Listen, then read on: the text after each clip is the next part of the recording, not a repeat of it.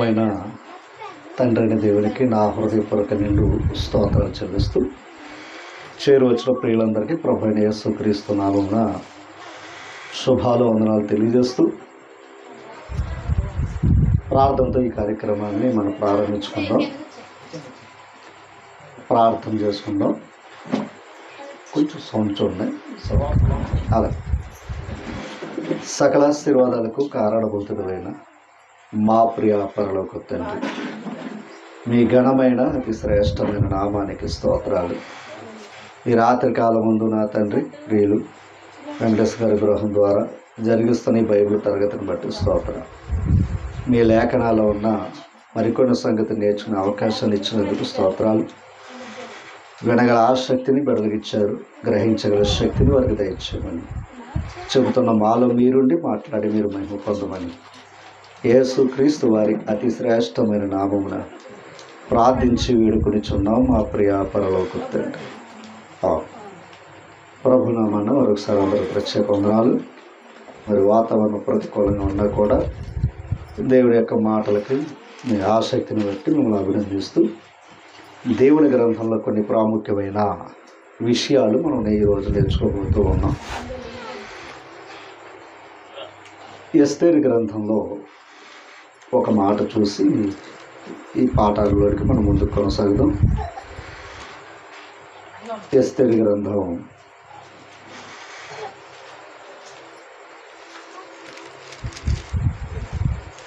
మొదటి అధ్యాయము. ఎస్తేరు గ్రంథం మొదటి అధ్యాయము.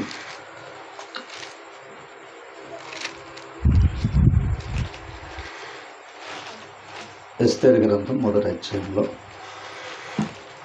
ఇక్కడ చిన్న ప్రాముఖ్యమైన వచనాన్ని మనం చూద్దాం. 22వ వచనాన్ని చదువుతాం. ప్రతి పురుషుడు తన ఇంటిలో అధికారిగా ఉండవలను. ప్రతి పురుషుడు తన స్వభాషను అనుసరించి తన ఇంటి వారితో మాట్లాడవలని ఆజ్ఞ ఇచ్చి ప్రతి సంస్థానమునకు దాని వ్రాత ప్రకారముగాను ప్రతి జనమునకు దాని భాష ప్రకారముగాను రాజు తన సకలమైన సంస్థానమును దాని గూర్చిన తాకీదులు పంపాడట. ఈ ఎస్తేరు గ్రంథంలో ఇక్కడ 22వ వచనాన్ని మనం చదివినట్లయితే ప్రతి పురుషుడు తన ఇంటిలో అధికారిగా ఉండాలి అని రాజుగారు ఆయనకున్న 122 సంస్థానాల్లో ఆ పత్రికను పంపాడట. ఆయనకున్న ఆ సంస్థానాల్లో ఖచ్చితంగా రాజుగారి యొక్క మాటను వారు అనుసరించాలి. ఆ మాట ఎందుకు రాశాడు అంటే అక్కడ ఆ రాజుగారి యొక్క భార్యను ఆయన పిలిచినప్పుడు మాట వెళ్ళదట. ఎవరో వస్తి. ఆ మాట వెనకపోవటం ప్రజలు ఏమన్నారయ్యా అంటే, రాజు నీ మాట రాని వెనకపోతే మా ఇంట్లో మా రాణులు మా మాట ఎలాగంటారు అన్నాడు. ఆ తర్వాత ఆవిడ్ని అంటే రాజు అధికారాన్ని కూడా రాణిగారు లోబడకపోవడం వల్ల ఆవిడ్ని తొలగించడం జరిగింది. ఇప్పుడు అధికారం ఏంటయ్యా అంటే ఆయనకున్న 122 సంస్థానాలలో ఖచ్చితంగా తన ఇంటికి పురుషుడు ఏమై ఉండాలి, అది మనకు పాయింట్. అంటే పురుషుడు అధికారి అయి ఉండాలన్నది దైవ గ్రంథం ఇక్కడ మనకు చెబుతూ ఉంది. కొన్ని మాటలు ఇంకా మనం ముందుకు వెళ్దాం. ఈరోజు దేవుని గ్రంథంలో ఆదికాండం 37వ అధ్యాయము. ఆదికాండం 37వ అధ్యాయము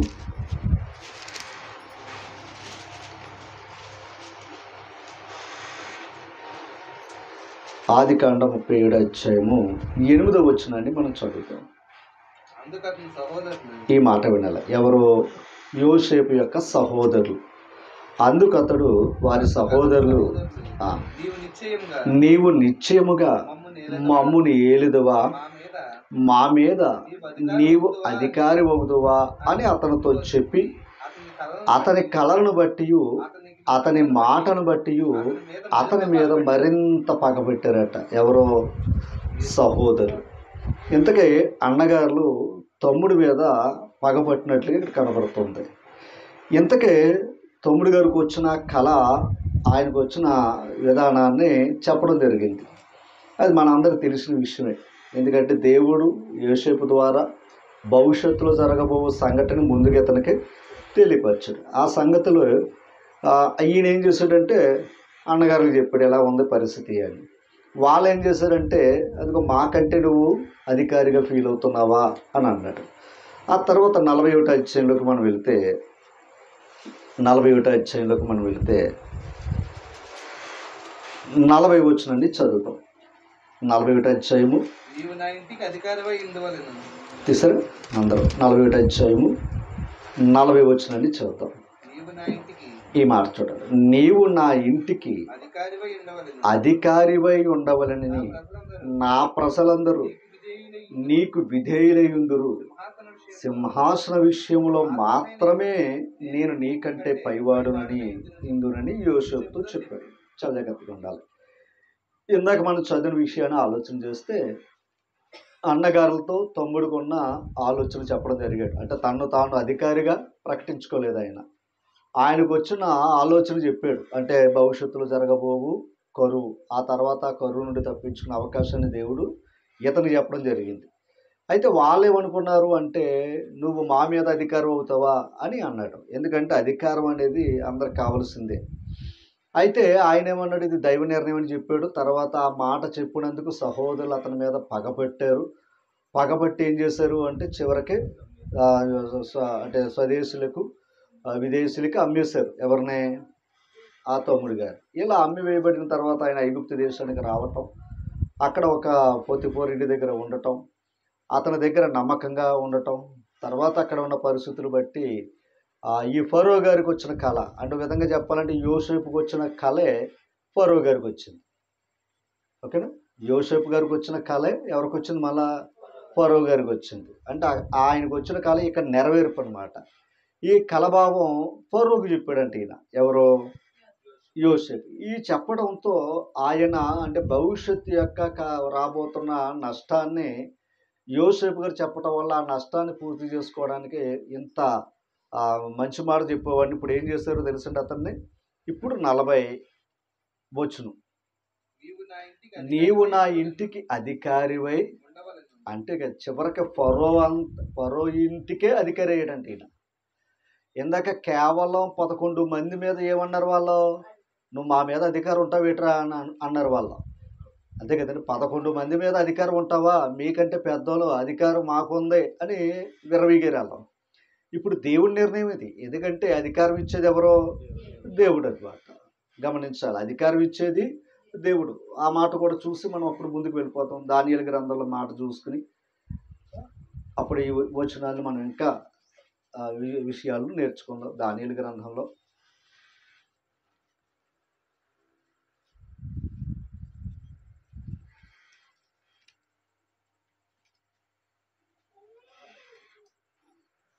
తీసారా?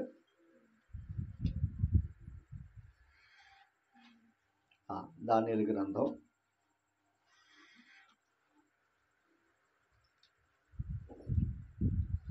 చూడండి, 2వ అధ్యాయం 21వ వచనం. 2వ అధ్యాయం 21వ వచనం చదువుదాం ఒకసారి. ఆయన కాలములను సమయములను, ఎవరో దేవుడు, ఆయన కాలములను సమయములను మార్చువాడై ఉండి రాజును త్రోసివేయచ్చు నియమించుచు. అది రాజును కూడా ఏం చేస్తాడంట? త్రోసేస్తాడంట. అవసరమైతే ఈయనకి నచ్చిన రాజుని ఏం చేసుకుంటాడంట? ఆయన నియమించుతాడట. తర్వాత వివేకులకు వివేకమును, జ్ఞానులకు జ్ఞానమును అనుగ్రహించునై ఉన్నాడు. ఎవరో? దేవుడు. ఓకేనా? దేవుడు అంత శక్తిమంతుడట ఆయన. అందుకని ఇంకా మనం విషయాల్లోకి వెళితే ఈ సమస్త అధికారం ఇచ్చేది ఎవరయ్యా అంటే దేవుడు అని మనకి అక్కడ కనపడుతూ ఉంది. ఆయన ఎవరికి ఇష్టమో వారికి ఇస్తాడంట అధికారం. అది మనుషులు పొందితే వచ్చేది కాదంటది. దేవుడు ఎవరికి ఇవ్వాలనుకున్నాడో అది ఆయన మాత్రమే ఇవ్వగలుగుతాడు.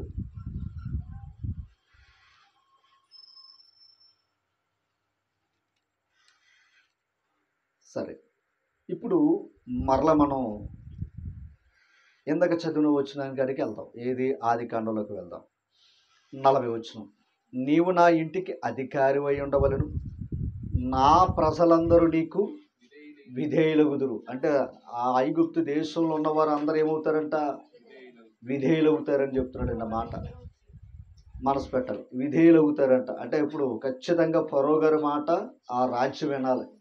తర్వాత నా ప్రజలందరికీ విధేయులైందురు సింహాసన విషయంలో మాత్రమే. ఓకేనా? సింహాసన విషయంలో మాత్రమే నేను నీకంటే పైవాడునయ్యుందురని యోసేపుతో చెప్పాడట. ఎవరో? ఫరో గారట. ఈ ఫరో గారు ఎప్పుడైతే ఆయన ఆజ్ఞాపించాడో ఇప్పుడు యోసేపు ఆ దేశానికి ప్రధానమంత్రి అయ్యాడట. ఎవరో? యోసేపు గారు. మనసు పెట్టండి.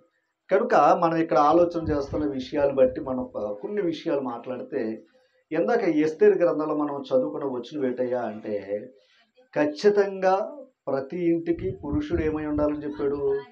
అధికారి అయి ఉండాలని సంగతి చెప్పడం జరిగింది. అధికారి అయి ఉండాలి. ఎందుకంటే అది నిజంగా అధికారం అనేది దేవుడిచ్చిన భాగ్యం.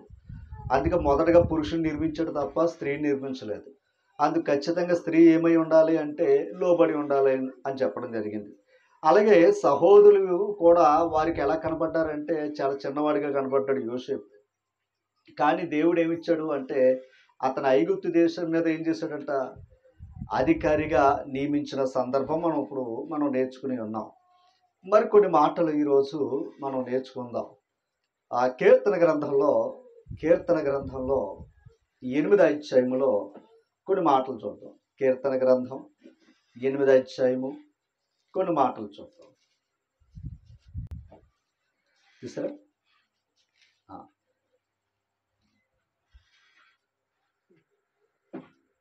6వ వచనాన్ని చదువుదాం.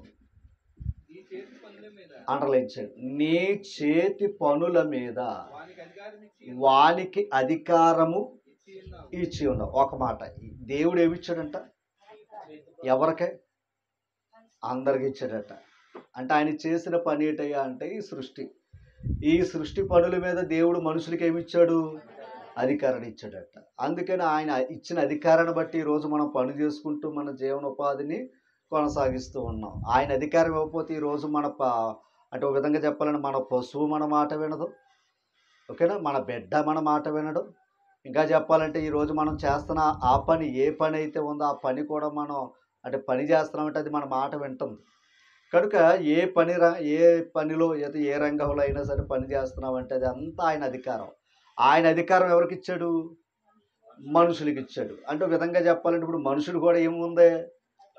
అదనమాట. దేని మీద అధికారం ఉంది? అందుకే గాలిని పీల్చుకోగలుగుతున్నాడు. గమనించాలి. అందుకే గాలిని పీల్చుకోగలుగుతున్నాడు, నీళ్ళని త్రాగుతున్నాడు. ఇదంతా ఎవరి అధికారం? దేవుని యొక్క అధికారం. అంటే దేవుడు తన చేతి పనుల మీద నరుడికి కూడా అధికారం ఇవ్వటం అనేది మనం చూస్తూ ఉన్నాం. ఓకే, ఇంకా కొన్ని విషయాలు ఇప్పుడు మనం నేర్చుకోబోతూ ఉన్నాం. లోకసువార్తలోకి వెళితే 7వ అధ్యాయంలో, లోకసువార్త 7వ అధ్యాయంలో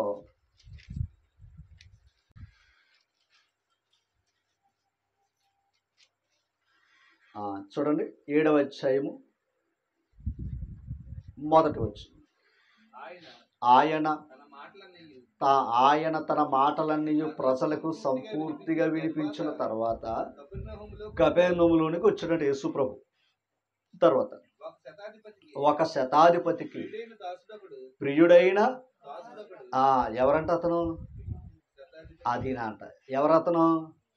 శతాధిపతి. అంటే 100 మంది మీద అధికారి అంట ఆయన. ఎవరో? శతాధిపతి. అపోస్తుల కార్యాల్లోనికి వెళితే సహస్రాధిపతి అంటాడు. అంటే 1000 మంది మీద అధికారి. అంటే మనుషుల మీద ఏముంది? వాళ్ళకి అధికారులకి అధికారం ఉంది. అంటే కొంతమంది 100 మంది మీద అధికారం ఉంది, మరి కొంతమందికి 1000 మంది మీద అధికారం ఉంది. కానీ పురుషుడికి ఎక్కడ అధికారం ఉంది? ఇంట్లో అధికారం ఉండాలని నేర్చుకుంటాం. కానీ దేవుడు తన చేతి పనుల మీద ఏమిచ్చాడు? మనుషులకి అధికారం ఇచ్చాడు. చాలా జాగ్రత్తగా వినాలి. ఈ అధికారాల గురించి మనం ఇప్పుడు కొన్ని ఇంకా విలువైన విషయాలు మనం నేర్చుకోబోతూ ఉన్నాం. దేవుని గ్రంథంలో మరి కొన్ని మాటలు మనం చూద్దాం. యేసు ప్రభుని గూర్చిన విషయాలు ఈరోజు మనం నేర్చుకోబోతూ ఉన్నాం. కొలసీలు రాసిన పత్రిక మొదటి అధ్యాయంలో కొలసీలు రాసిన పత్రిక మొదటి అధ్యాయంలో 17వ వచనం నుంచి మనం కొన్ని మాటలు మనసు పెడదాం. ఆయన అదృశ్య దేవుని స్వరూపి అయి, ఒకసారి యేసు ప్రభు ఒక వడ్లవాణి కుమారుడు కాదు, ఒక మరియమ్మ కుమారుడు కాదు. ఎవరయ్యా ఆయన అంటే ఇక్కడ అదృశ్య దేవుని స్వరూపి అంటే దేవుడు ఎవరయ్యా అంటే అక్కడ చెప్పాడు ఆయన దృశ్యుడు కాదు. దేవుడు దృశ్యుడైతే కనిపించేవాడు, కానీ దేవుడు అదృశ్యుడు గనక కనిపించేవాడు కాడు. ఇప్పుడు ఆ అదృశ్య దేవుని కుమారుడైన కనుక గమనించాలి. అదృశ్య దేవుని స్వరూపమై ఉన్న సర్వ సృష్టికి ఎవరో యేసు ప్రభు. చాలా జాగ్రత్తగా ఉండాలి. సర్వ సృష్టికి యేసు ప్రభు ఏమై ఉన్నాడు అంటే ఆది సంభూతుడు అనే పదం వాడాడండి ఇక్కడ. ఒకసారి 16వ వచనం నుంచి మనం చదువుదాం. యాలయనగా ఆకాశమందు ఉన్నవియు భూమి యందు ఉన్నవియు దృశ్యమైనవి గాని అదృశ్యమైనవి గాని అవి సింహాసనములైనను ప్రభుత్వములైనను ప్రధానులైనను అధికారులైనను సర్వమును ఆయన యందు. అంటే ఒక్క మాటలో చెప్పాలంటే సర్వము కూడా ఆయన ద్వారా సృజించబడ్డాయట. సర్వము కూడా ఆయన ద్వారా సృజించబడ్డాయట. ఇందాక మనం కొన్ని విషయాలు మనం చదువుకుంటున్నప్పుడు చాలా ఎగతాళి చేశారు. ఎవరినే? యోసేపుని. ఏడు మా మీద నువ్వు అధికారి వేటరా అని అన్నారు అక్కడ. కానీ కొంతకాలానికి ఏమైంది? ఆయన దేశానికి అధికారి అయ్యాడు. వీళ్ళేమో 11 మీద మా మీద అధికారి అని చిన్న చూపు చూశారు తన వారే. కానీ కొంతకాలానికి అతను ఆ దేశానికి ప్రధానమంత్రి అవుతే ఒక మాట చెప్పాలంటే దేశమే ఆయన అధికారిని తల ఉంచారట ఆయనకి. అంటే అధికారం ఇచ్చేది ఎవరో? రైట్. ఇక్కడి నుంచి కొన్ని విషయాలు. ఇంతకే యేసు ప్రభు అంటే ఏదో చాలా చులకనగా చూసే స్వభావం మనుషుల్లో ఉంది. అది వారిష్టం. కానీ ఆయన అధికారం గురించి ఈరోజు మనం నేర్చుకోబోతూ ఉన్నాం. ఒక మాట చెప్పాలంటే మరలా అనుకోవద్దు. ఇంటిలో పురుషుడు ఏమై ఉండాలి? మరి ఏమనుకోకుండా ఆ అధికారం లేనుడు కూడా ప్రభు అధికారం మీద మాట్లాడితే ఎట్లా? అర్థమైంది అనుకుంటాడు ఇంకా. ఓకేనా? అంటే ఇంట్లో ఎవరి అధికారం అని చెప్తున్నాడు? రాజు పురుషుడి అధికారం ఉండాలని చెప్పాడు అక్కడ. అంటే ఇంటిలో పురుషుడి అధికారం ఉండాలన్నది దైవ నిర్ణయమే. ఓకేనా? ఎందుకంటే స్త్రీ పురుషుడి నుండి కలిగిందే. సో పురుషుడి నుండి స్త్రీ వచ్చింది, కానీ స్త్రీ ద్వారా పురుషుడు రాలా. ప్రారంభం గురించి నేను మాట్లాడుతున్నాను. అందుకే స్త్రీకి శిరస్సు ఎవరో? పురుషుడు. అదనమాట. అధికారం ఆయన అని చెప్పాడు. దాన్ని రాజుగారు కూడా దాన్ని గౌరవించాడు ఆయన. అందుకే ప్రతి ఇంటిలో పురుషుడు ఏమై ఉండాలి? అది. అంటే ఈరోజు అధికారం ఏంటయ్యా అంటే ముందు మన ఇంటిలో మనం అధికారమై ఉంటే ఆయన అధికారం విలువేయటం మనకు అర్థమవుతుంది. ఓకేనా? అలాగే యోసేపుడు కూడా ఏమనుకున్నారు అన్నగారులు? నువ్వు అధికారం ఏంటో అని అడిగారు. తర్వాత ఏమయ్యారు? ఆయన అధికారి అయ్యాడు కనుక తల ఉంచి నమస్కారం చేశారు ఆయనకి. ఓకేనా? ఇప్పుడు యేసు ప్రభు యొక్క అధికారం ఏంటయ్యా అంటే ఇందాక మనం చదువుకున్నట్లు ఆయన సామాన్యుడు కాదు. ఎవరో? యేసు ప్రభు. ఇప్పుడు కొన్ని విషయాలు మనం ఈరోజు నేర్చుకోబోతూ ఉన్నాం. ఆయన సర్వ సృష్టికి ఏమై ఉన్నాడో? రైట్. సర్వ సృష్టికి ఏమై ఉన్నాడో? ఆది సంభూతుడు అని మాట అన్నాడండి. మత్తయి సువార్త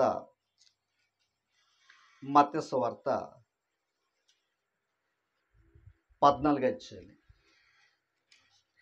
మత్తయి సువార్త 14 అధ్యాయం.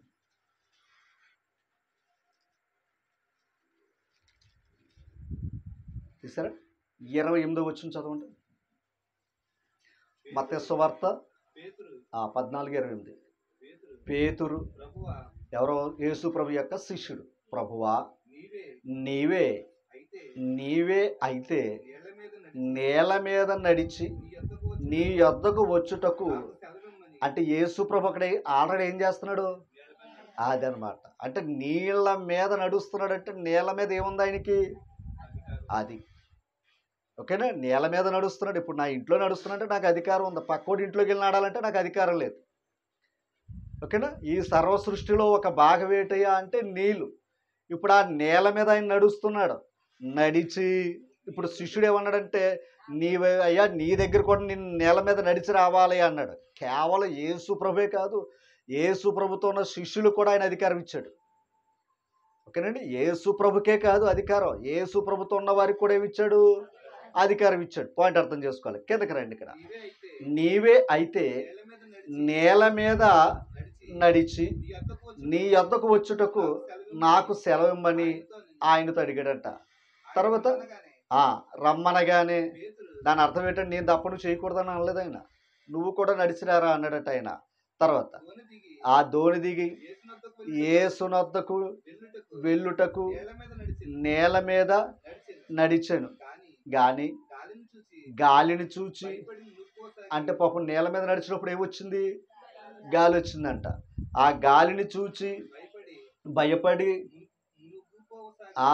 ఆ గాలిని చూసి భయపడి ఏమయ్యాడు? మునిగిపోయాడు. అంటే నడుస్తున్నాడు, గాలి వచ్చింది, ఆ గాలిని చూసి ఈయన భయపడిపోయి ఏమయ్యాడు? మునిగిపోయాడంట. తర్వాత ప్రభువా నన్ను రక్షించుమని కేకలు వేశాడంట. వెంటనే ఈ మాట అంటే నడిచాడా లేదా? ముందు నడిచాడు, మధ్యలో ఏమొచ్చింది? గాలి వచ్చింది. ఈ గాలి వచ్చినప్పుడు ఏమయ్యాడు చూడండి. తర్వాత వెంటనే అతని పట్టుకుని, అది ఎంతకు అర్థమైందండి? నడవరా అన్నప్పుడు విశ్వాసంగానే వెళ్ళాడు. గాలిని చూసిన తర్వాత ఏమనుకున్నాడు? అతనిలో అల్ప విశ్వాసం, ఇది నిజమా అనుకున్నాడు అనమాట తనలో. ఓకేనా? అదే నమ్ముట నీ వలనైతే నమ్మువానికి సమస్తము సాధ్యమే అన్నాడు. అంటే నమ్మాడు, వెళ్ళాడు. ఓకేనా? నమ్మాడు, వెళ్ళాడు. కానీ మధ్యలో సమస్య చూడగానే ఏమనుకున్నాడంటే నేను నడుస్తున్నాను అని భయపడి ఏం చేస్తున్నాడో ఓ విధంగా చెప్పాలి. అప్పుడు నేల మీద నడిచినప్పుడు ఏమో ప్రభుని నమ్మాడు, గాలి వచ్చినప్పుడు తను నమ్ముకున్నాడు. ఇప్పుడు దీన్ని ఎలా తప్పించుకోవాలని. ఓకేనా? తర్వాత భాగం చదవండి. అల్ప విశ్వాసి ఎందుకు సందేహపడుతువని వారు ధోని ఎక్కినప్పుడు ఏమాగిపోయింది? ఇక్కడ రెండు, ఒకటి నేల మీద నడిచాడు, అంటే నేల మీద అధికారం ఎవరికి ఉంది? యేసు ప్రభుకు ఉంది. ఇప్పుడు ఆ నేల మీద నడిచినప్పుడు ఏదొచ్చింది? గాలి వచ్చింది. ఇప్పుడు గాలిని ఏం చేశాడు? ఆయన గద్దించాడు. ఓకేనా? గద్దించినప్పుడు గాలి కూడా ఏమైంది? ఆ తర్వాత మాట చదవండి. అంతలో ధోనిలోనున్న వారు వచ్చి చూడండి, ఆ కార్యం చూశాక ఈయన నిజముగా దేవుని కుమారుడు అని చెప్పి ఆయనకు మొక్కారంట. అంటే ఇప్పుడు నేల మీద గాలి మీద ఎవరికి అధికారం ఉంది? అందుకు ఆయన సర్వ సృష్టికర్త. ఎవరో? ఆది సంభూతుడు. సర్వ సృష్టికి ఏమై ఉన్నాడు ఆయన? ఆది. అందుకే నేల మీద నడిచాడు. రెండవది గాలిని గద్దించాడు. మనసు పెట్టాలి.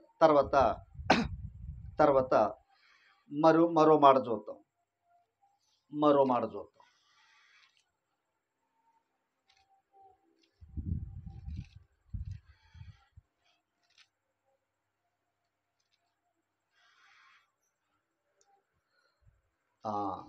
లోక సువార్తలకు కూడా వెళ్దాం. చూడు,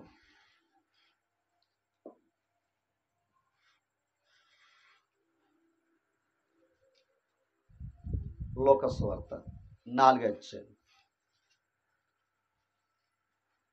లోక సువార్త 4వ అధ్యాయం తీసారండి. 36వ వచనం చదవండి.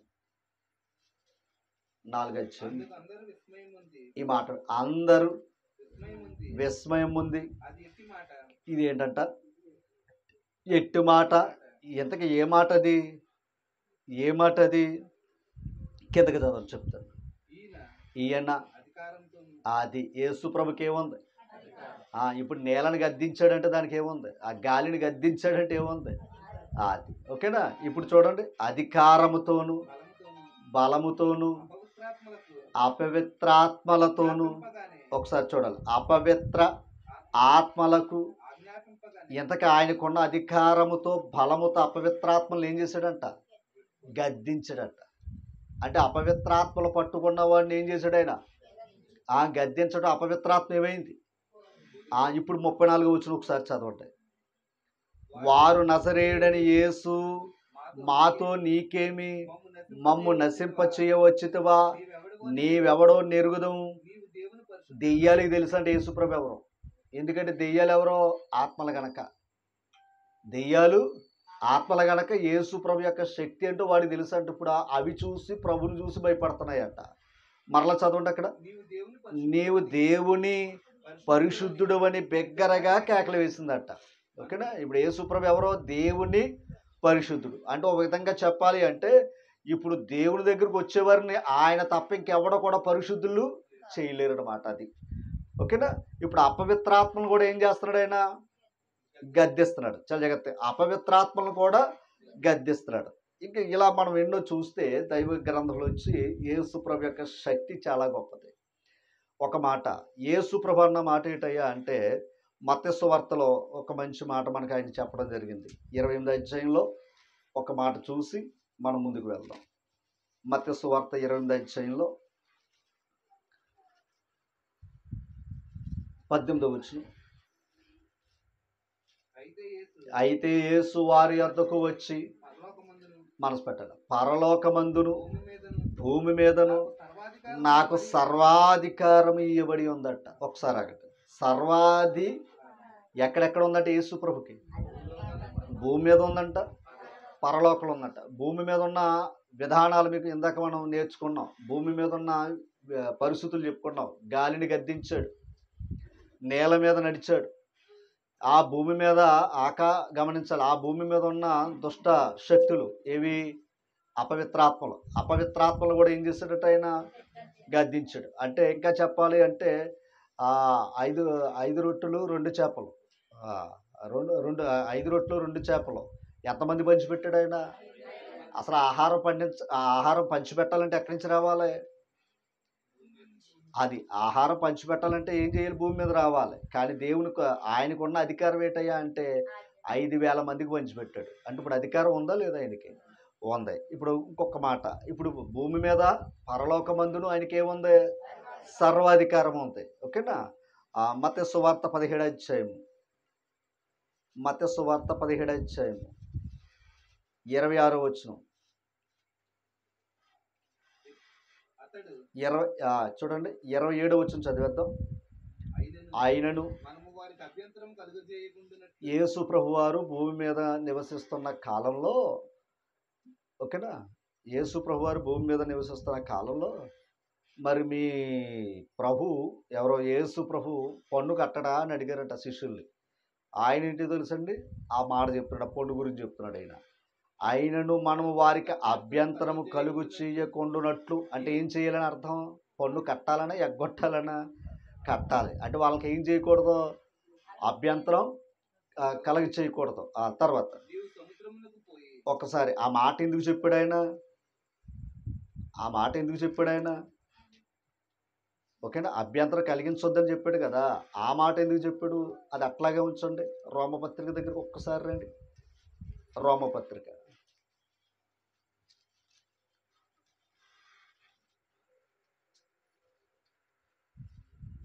తీసారా?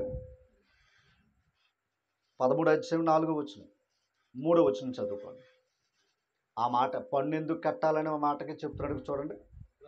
ప్రభుత్వము చెయ్యువారు చెడ్డ కార్యములకే గాని మంచి కార్యములకు, అది అంటే మంచి పని చేస్తే వాళ్ళ నీకు ఆటంకం కాదు, చెడ్డ పని చేస్తేనే ఆటంకం అవుతుంది. అది చెప్తున్నాడు. తర్వాత నీకు మేలు కలుగుటకు, అది ఇప్పుడు అధికారులు ఎందుకు పెట్టాడు దేవుడు? మేలు కలగాలని. నీకు మేలు కలుగుటకు అధికారులు దేవుని, అంటే ఇప్పుడు అధికారులందరూ ఎవరు? పరిచారకులు. అంటే ఈ భూమి మీద మనకు కనపడుతున్న అధికారులందరూ కూడా దేవుని యొక్క పరిచారకులు అంట. ఎందుకంటే వాళ్ళు దేవుని పరిచర్య చేస్తున్నారట. మనకేమో వాళ్ళే మేలు కలగాలి. ఓకేనా. ఆ తర్వాత చూడండి, వారికి భయపడక ఉండగొరుతువా, అదనమాట. ఏం చేయాలి? మేలు చేయి, అంతేనా. తర్వాత అప్పుడు అది నువ్వు మంచిగా ఉంటే వాళ్ళు గౌరవిస్తారు తప్ప నేను బాధ పెట్టరు కదా, అది చెప్పాడు అనమాట. ఇప్పుడు అందుకే పన్ను కట్టాలా ఎగ్గొట్టాలా? అది కడితే ఏం చేస్తారో నేను గౌరవిస్తారు, దాని అర్థం అది. ఇప్పుడు రండి మత్తయి సువార్త 17వ అధ్యాయం 27వ వచనం. ఆయనను మనం వారికి అభ్యంతరము కలుగు చేయకుండానట్లు ఎందుకు చెప్తున్నాడు ఈయన? అంటే వాళ్ళని నిర్మించిందే ఈయన. అందుకే ఎందాక అనుకున్నాం, సర్వమును ఆయన సృజించాను. ఏమా కలిగి ఉన్నది ఏదియో ఆయన లేకుండా అది. ఓకే, కిందకి రండి. ఇప్పుడు చూడండి, నీవు సముద్రమునకు పోయి గాలము వేసి మొదటి పైకొచ్చి చేపను పట్టుకుని దాని నోరు తెరిచిన ఎడల 1 షెకేలు దొరికిద్దంట. చూడండి ఎంత విచిత్రమైన మాట ఇది. నువ్వు సముద్రం దగ్గరికి వెళ్ళు, గేలం వేయి, ఒక చేప పట్టుకో, ఆ చేపలు ఏముందంట సెకేలు, అంటే మన భాషలో చెప్పాలంటే డబ్బులు ఉన్నాయని అర్థం. ఓకేనా. ఆ తర్వాత చూడండి, దానిని తీసుకుని నా కొరకును నీ కొరకును, అది ఎవరికి పన్ను కట్టే, నాది నీది కలిపి కట్టే, ఏది ఆ శకేం పట్టుకుని. ఇంతకీ చేప కడుపులో శకేం ఉందన్న సంగతి ఎవరికి తెలుసు? ఎందుకు తెలుసు? సర్వమని సృజించాడు కనుక. కేవలం మనుషుడే కాదు, మనుషుడు హృదయాల్లో ఉన్నదో తెలుసు ఆయనకి. ఇంకా చెప్పాలంటే మనం చేపలనే చూస్తున్నాం, చేప కడుపులో ఏముందో ఆయనకి తెలుసు. ఓకేనా. అంటే ఇప్పుడు అధికారం ఉందా లేదా ఆయనకి? అధికారం ఉంది. ఓకే, సంతోషం. ఇప్పుడు ఇందాక మనం చదువుకున్నట్లు గాలి మీద ఉంది, నీటి మీద ఉంది, ఈ ప్రకృతి మీద ఆయనకి అధికారం ఉంది. ఇంకా చెప్పాలంటే అపవిత్రాత్మలను కూడా ఆయన అధికారంతో ఏం చేస్తున్నాడో వెళ్ళగొడుతున్నాడు అని మనం నేర్చుకుని ఉన్నాం. అయితే మనసు పెట్టాలి. ఎంత అధికారం ఉందయ్యా అంటే ఆయనకి, ఎంత ఈ భూమి మీద అధికారమే కాదంట. సమూయేలు మొదటి గ్రంథం 2వ అధ్యాయము. సమూయేలు మొదటి గ్రంథం 2వ అధ్యాయము 224 పేజీ 6వ వచనాన్ని చదువుదాం. జనులను సజీవులుగాను మృతులను గాను చేయువాడు ఆయనే, యెహోవాయే. అంటే ఉన్నవాడు అనువాడు. ఓకేనా. దేవుడు అనేవాడు ప్రతి కాలంలో ఉంటాడనమాట. అది దాని అర్థం. అందుకే యేసు ప్రభు నిన్న నేడు నిరంతరం ఉండేవాడు. ఓకేనా. ఇప్పుడు చెప్పండి, ఆయన ఏం చేయగలడంట? సజీవులుగా. మరి పుట్టినవాడు ఏమవుతున్నాడు? గెట్టక. అదనమాట. ఈ భూమి మీద ఏంటంటే పుడుతున్నాడు, గెడుతున్నాడు. ఈ భూమి మీద ఉన్న అధికారం ఎవరికి ఉంది? ఆయనకు ఉంది. అది దాని అర్థం. అది అందుకే ఆయనే సృజించాడు. ఓకేనా. తర్వాత మాట చూడాలి. అంటే ఈ భూలోకమే కాకుండా ఇంకో లోకం ఉందట అమ్మా, ఇంకో లోకం ఉందంట. దాన్ని ఏమన్నారు తెలుసండి? పాతాళ లోకము అన్నాడు. దాన్ని ఇంకా కొంచెం లోపలికి వెళితే దానికి ఇంకొక మంచి మాట వాడాడండి. ఆది కాండంలో చూస్తే ఆ మాటకి ఇంకా క్లారిటీ వచ్చేస్తుంది. తర్వాత మనం ముందుకు వెళ్ళిపోదాం. ఆది కాండంలో ఆ మాట కనబడుతుంది. ఒక్కసారి ఆ వచనాన్ని కూడా చూసి 37వ అధ్యాయము చూడండి. 35వ వచనంలో మాట ఉంటుంది చూడండి. తండ్రి తన కుమారుడు దూరమైనప్పుడు అతని బాధ చూడండి. అతని కుమారులందరూ అతని కుమార్తెలందరూ అతను ఓదార్చుడికి యత్నము చేసిరి. అయితే అతడు ఓదార్పు పొందనొల్లక నేను అంగలార్చుచు మృతుల లోకమునకు నా కుమారుని యొద్దకు వెళ్ళేదనని చెప్పి అతని తండ్రి అతని కోసము ఏడ్చాడు. అర్థమైందా? కుమారుడు లేడు. అదే ఎందాక చెప్పుకోవడం చూసారు. అతను నమ్మేశారు కదా, చచ్చిపోడని పుట్టించారు వాళ్ళు, ఎవరో సహోదరులు. ఇప్పుడు తండ్రి ఏమనుకున్నాడంటే చనిపోయాడన్న విషయం తెలిసి అతను ఏమన్నాడంటే, ఇప్పుడు కళ్ళ ముందు ఉన్నది భూలోకం, మన కళ్ళ ముందు కనబడుతుంది ఏ లోకం? భూలోకం. ఇంకా చెప్పాలంటే నరుల లోకం. ఇప్పుడు నరులు చనిపోతే వెళ్ళే లోకం ఏది? మృతుల లోకం అన్నమాట. ఓకేనా. అంటే ఇప్పుడు మృతుల లోకమే పాతాళ లోకం. ఓకేనా. అందుకే గమనించాలి. ఇప్పుడు మనుషులను పుట్టించగలడు, గిట్టించగలడు ఎవరో? దేవుడు. ఇప్పుడు ఏమన్నాడు చూడండి. ఏది? 2వ అధ్యాయము సమూయేలు గ్రంథం. పాతాళమునకు పంపుచు అందులో నుండి రప్పించువాడు ఆది. ఎవరో గమనించాలి. యేసు ప్రభువే, అందులో సందేహం లేదు. ఓకేనా అమ్మా. పాతాళానికి పంపేది ఆయనే, అవసరమైతే పాతాళంలోంచి కూడా తీసుకుని వచ్చేది కూడా ఆయనే. ఎందుకని? అపోస్తుల కార్యాలు 2వ అధ్యాయం. ఆయన దేని మీద అధికారం ఉంది? 2వ అధ్యాయం తీయండి.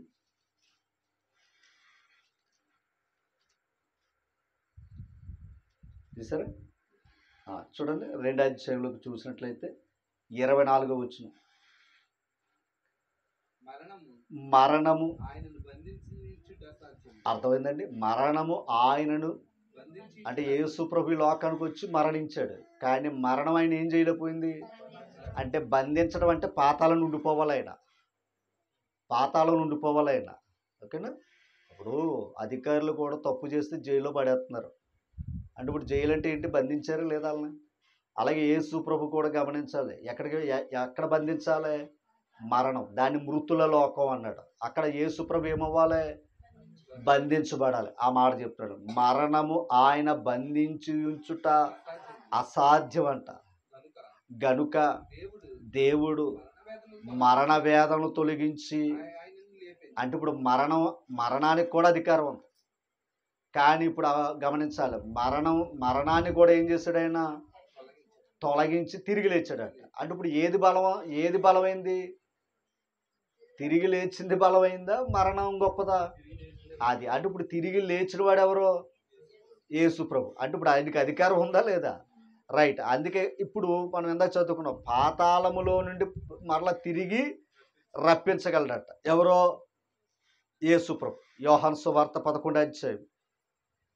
యోహాను సువార్త 11వ అధ్యాయం. లాజరు గారు చనిపోయారు. యోహాను సువార్త, యేసు ప్రభు భూమి మీద ఉన్న దినాల్లో లాజరు అని ఒక భక్తుడు చనిపోయాడు. ఆ చనిపోతే ఒకసారి చూడండి, 39వ వచనం చదవండి. యేసు రాయి తీసివేయుడని చెప్పగా చనిపోయిన వాని సహోదరి అయిన మార్త మాట్లాడుతున్న సహోదరి, ప్రభువా అతడు అంటే చనిపోయిన తర్వాత ఆయన మీద ఏం పెట్టారు? రాయి పెట్టేశారట. ఇప్పుడు ఆ రాయిని తీయమంటున్నాడట ప్రభు. ఇప్పుడు ఆయన ఏం చేస్తున్నాడు చూడండి. అప్పుడు మార్త అంటుంది చూడండి, అతడు చనిపోయి 4 దినములైనది. ఒక్కసారి అంటే 4 రోజులు అవుతే ఎలా ఉంటుంది అక్కడ పరిస్థితి? ఒక్క రోజుకే మనం కంగారు పడుతున్నాం. 4 రోజులు అయిందంట. ఎందులో? సమాధిలో ఉండి. ఇప్పుడు చెప్తుంది రాయితీ అంటే లోపల ఉన్న వాసన తట్టుకోలేమని చెప్తుంది ఆవిడ. 4 దినములైనది గనుక ఎప్పటికీ వాసన కొట్టునని ఆయనతో. అంతే కదా, 4 రోజులైతే ఇంకెలాగుంటుంది? వాసన వస్తుంది. ఎందుకయ్యా రాయి తీస్తున్నావు అని అడిగిందంట ఆవిడ. తర్వాత అందుకు యేసు, నీవు నమ్మిన ఎడల, అది నువ్వు నమ్మితే ఎవరు మహిమ చూస్తావు? ఎందుకని ఆయన ఏదైనా చేయగలడు, మనుషుడు చేయలేడేమో కానీ. ఆ మాట చెప్పాడంట చూడండి. నీవు నమ్మిన ఎడల దేవుని మహిమను చూతువని నేను నీతో చెప్పలేదా అని. ఆ తర్వాత అంతటా వారు ఆ రాయి తీసిరి. యేసు కన్నులు పైకెత్తి, తండ్రి, నీవు నా మనవి వినినందున నీకు కృతజ్ఞతాస్తుతులు చెల్లించుచున్నాను. నీవు ఎల్లప్పుడూ నా మనవి వినుచున్నావని నిన్ను ఎరుగుదును గాని నీవు నన్ను పంపితివని. అండర్లైన్చండి. యేసు ప్రభు భూమి మీదకి వచ్చి చేయడానికి కారణం ఏంటయ్యా అంటే, ఆయన తండ్రి అయిన దేవుడు తన కుమారుని లోకానికి పంపాడని ప్రజలు నమ్మాలి. ఓకేనా? ప్రజలు నమ్మాలి. అందుకు చూడండి, పంపితివని చుట్టూ నిలుచున్న ఈ జనసమూహము నమ్మునట్లు. అంతేగాని ఈయన గొప్ప కోసం కాదు. దాని పక్కన పెట్టండి అమ్మా, చదవండి. ఈ జనసమూహము నమ్మునట్లు వారి నిమిత్తమే. అది. అంతేగాని నన్ను గొప్ప చేయడానికి కోరలేదు. నన్ను గొప్ప చేయమని ప్రభు కోరలే. ఎవరు నమ్మాలి? ప్రజలు నమ్మాలి. ఎందుకు నమ్మాలి? తండ్రి తను పంపాడని నమ్మాలి. పాయింట్ అర్థం చేసుకోవాలి. అందుకే కదా అపవిత్రాత్మలు ఎప్పుడైతే ఈయన దూరపరుస్తున్నాడో, ఓకేనా, అపవిత్రాత్మలు ఎప్పుడైతే ఈయన దూరం చేస్తున్నాడో ప్రజలు ఏమనుకున్నారు? అపవిత్రాత్మలు ఈయనకి భయపడుతున్నాయంటే ఈయన సామాన్యుడు, ఈయన దేవుని కుమారుడు. ఇంత గమనించాలి. దేవుని పంపిన వాడు అని, ఆ దేవుని పరిశుద్ధుడు అని నమ్ముతున్నారట. ఇప్పుడు ఆ మాట చూస్తే చూడండి, 4 దినాలుగా చనిపోయిన వాడు ఎక్కడ ఉంటాడు? ఇప్పుడు శరీరం అయితే సమాధిలో ఉంది, ఆత్మ ఎక్కడ ఉంటుంది? పాతాళంలో ఉంటుంది. ఇప్పుడు పాతాళంలో ఉన్నవాడు కూడా బయటకు వచ్చాడంటే దాని అర్థం ఏంటి? అంటే ఇప్పుడు యేసు ప్రభువుకి భూమి మీదే కాదు సుమా, పాతాళం మీద కూడా అధికారం ఉంది ఆయనకి. మనకేటయ్యా అంటే ఏమనుకోకుండా లోకంలో చూస్తే ఏదో కొంత చిన్న రాజ్యాల మీద అధికారం ఉంటే వారు గొప్ప అనుకుంటున్నారు. కానీ యేసు ప్రభుకి సర్వ సృష్టి మీద అధికారం ఉంది. మన కంటికి కనిపించే సృష్టే కాదు, కంటికి కనిపించని మృతుల లోకం మీద కూడా ఆయనకి ఏముంది? అధికారం ఉంది. కనుక చనిపోయిన 4 దినాలైనా మళ్ళీ దాన్ని తిరిగి బయటకు వచ్చాడట. ఏ అధికారం గమనించాలి. అందుకే నాకు యేసు ప్రభుకి అదే అన్నాడు, నాకు పరలోకమందును భూమి మీదను సర్వ అన్నాడు. అది అర్థం చేసుకోవాలి. సర్వ అధికారం ఉంది. యేసు ప్రభు అంటే సామాన్యుడేమీ కాదు. కనుక మనం అది గుర్తించవలసిందిగా ప్రేమతో మిమ్మల్ని అందరూ కోరుతా ఉన్నాను. మరికొన్ని విషయాలు చెప్పి నేను ముగింపులోకి వెళ్తాను. ఒక మాట, కొలసీ పత్రిక మొదటి అధ్యాయం. మరల ఒక్కసారి ఆ మాటలు మనం చదువుదాం. ఇందాక చదివిన వచనాలు మరొకసారి చదివి మనం ముగింపులోకి వెళ్దాం. ఆయన అదృశ్య దేవుని స్వరూపి. ఎవరో యేసు ప్రభు. అదనమాట. అంటే చర్చ్ బిల్డింగ్లో ఉన్న ఒక పెయింటర్ వేస్తే పెయింటర్ కాదు, లేదా ఒక శిల్పి చెక్కితే బొమ్మ కాదు. ఓకేనా? ఇంకా చెప్పాలంటే ఏదో టీవీలోనూ లేదా ఇంట్లో కనపడే ఒక ప్రతిమ అయినా కాదు. ఎవరి స్వరూపమైనా అమ్మ అదృశ్య దేవుని స్వరూపం. దేవునికి ఒకటి కనిపించే దేవుని స్వరూపం కాదు. ఒకవేళ కనిపించే దేవుని స్వరూపం అనుకోండి, కనిపించేవాడు ఏమైపోతాడో పాడైపోద్ది. అంటే దృశ్యమైనది ఎప్పటికైనా నాశనమే. ఈరోజు కనపడుతున్న మన శరీరం ఏమవుతుంది? పాడైపోతుంది. అవునా కదంటారా? ఇంకొక మాట చెప్తున్నాడు. ఇప్పుడు ఆ అదృశ్య దేవుని స్వరూపం అంటే ఈయన. మరో మాట మీకు చూపించి మళ్ళీ ఇక్కడికి వస్తాను. ఇందాక పంచభూతాల మీద కూడా ఏముందని చదువుకున్నాం? అధికారం ఉందని మనం చదువుకున్నాం. పేతురు రాసిన పత్రిక 2వ పత్రిక 3వ అధ్యాయం. పేతురు రాసిన 2వ పత్రిక 3వ అధ్యాయం చూసారా? 10వ వచనం చదవండి. అయితే ప్రభు దినము. దాని అర్థం ఏంటి? దొంగలు పట్టుకోవాలంటే ఇప్పుడు ఆయన అలాగే రావాలి. అర్థమైందంటే సడన్గా వచ్చామనుకోండి, మన భక్తి ఏంటో మన నీతి ఏంటో తెలుస్తుంది. అందుకే ఆయన ఎలా వస్తాడో తెలుసండి. ఎందుకేంటంటే ఆయన భూమి మీదకు శరీరంతో వచ్చినప్పుడు ఎన్నో ప్రవచనాలు, రుజువులు ఉన్నాయి. ఆయన ఎక్కడ పుడతాడో, ఎవరికి పుడతాడో, ఏ చోట పుడతాడో ఇవన్నీ కూడా రుజువులు ఉన్నాయి. ఏ కాలంలో పుడతాడో కూడా రుజువులు ఉన్నాయి. కానీ ఆయన తిరిగి లేచి తండ్రి దగ్గరికి వెళ్ళిన తర్వాత మరలా రాబోతున్నాడట. ఎవరో? యేసు ప్రభు. ఇప్పుడు ఆ రాబోతున్న సమయం మాత్రం ఎవరికి తెలియదంట. అందుకు సడన్గా వస్తాడంట ఆయన. అందుకు ఒకవేళ ఆలస్యంగా వచ్చాడు అనుకోండి, ఆలస్యంగా వస్తే ఏం చేస్తారు మన వాళ్ళు? ఆలస్యంగా వస్తే బద్ధకం పెరుగుద్దండి. ఇప్పుడు మాస్టర్ స్కూల్లో లేటుగా వస్తున్నాడు మాస్టర్ అన్నాడు అనుకోండి, వీళ్ళు ఎవరు చదవరు. ఇంకా చెప్పాలంటే ఆటలన్నీ పెట్టుకుంటారు లోపల. సడన్గా వస్తే అదనమాట. అలాగే ఇప్పుడు ప్రభు కూడా సడన్గా వస్తాడు. అందుకని ఎవరికి వాడు ఏం చేసుకోవాలి?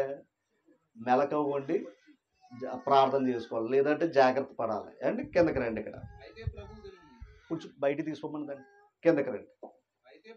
అయితే ప్రభు దినము. ఇది చూడండి, దొంగ వచ్చినట్లు. తర్వాత ఆ దినమున ఆకాశములు. అది ఈ మాట వినాలి. ఆకాశములు మహాధ్వనితో ఏమైపోతాయంట? గతించిపోతాయంట ఆకాశాలు. ఈరోజు మనకు కనపడుతున్న ఆకాశాలు. తర్వాత ఈ మాట చూడాల. పంచభూతములు మెక్కటమైన వేండ్రముతో లయమైపోతాయంట. ఆయన ఇంకా చిన్నపిల్లడు. అది అర్థం చేసుకోవాలి ఇక్కడ. ఓకేనా? మనసు పెట్టండి. ఇప్పుడు ఇక్కడ మనం ఇందాక అనుకున్నాం, ఈ సృష్టి దృశ్యమైనది. ఈ దృశ్యమైన సృష్టి, ఈ పంచభూతాలు కూడా ఏమైపోతున్నాయి? అక్కడ పదం అన్నాడు, మెక్కటమైన వేండ్రముతో ఏమైపోతున్నాయంట? లయమైపోతున్నాయంట. ఆ మాట కింద చెప్పాడు చూడండి. భూమియు దాని మీదనున్న కృత్యములు కాలిపోవును, ఇవన్నీ ఇట్లు లయమైపోవును. గనుక ఆకాశములు రవులుకుని లయమైపోవునట్టు, పంచభూతములు మహావేండ్రముతో కరిగిపోవునట్టు, దేవుని దినపు రాకడ కొరకు కనిపెట్టుచు దాని ఆశతో అపేక్షించుచు మీరు పరిశుద్ధమైన ప్రవర్తనతోను భక్తితోను ఎంతో జాగ్రత్తగా. అర్థమైంది మీకు ఏదన్నా ఈ మాట చూస్తే? అటు ఇప్పుడు ఎంత జాగ్రత్తగా ఉండాలి, ఎలా ఉండాలని చెప్పాడు? పరిశుద్ధమైన ప్రవర్తన, భక్తి, ఈ రెండు విడిచిపెట్టకూడదు. ఓకేనా? అంటే ఈ రెండు గాన మనలో లేవనుకోండి, ఆ మంటల్లో కాలిపోయే పరిస్థితులు ఉన్నాయి. ఆ మంటల్లో కాలిపోయే పరిస్థితులు ఉన్నాయి. గమనించాలి. ఇప్పుడు ఈ పంచభూతాలు కూడా ఏతో కాలిపోతున్నాయి కదా? కాలిపోతున్నాయి లేవు అంటారా? కాలిపోతున్నాయి. ఇప్పుడు ఒక మాట చెప్పాలి అంటే, ఇందాక పాతాళం అనే మాట అనుకున్నాం చూసారా? ఆ పాతాళం కూడా ఎలాగుంది? మహావేండ్రంతో ఉంది. అందుకు బాధలు పడుతున్నారు అక్కడ కూడా. అయితే ఆ పాతాళ లోక ద్వారములు ఆ పాతాళంలో యొక్క మంటలు తప్పించటానికి ప్రభువు ఒక ఏర్పాటును చేశాడట. ఏదది? మత్తయి సువార్త 16వ అధ్యాయం ఒక మాట చదువు. 18వ వచనం చదవండి.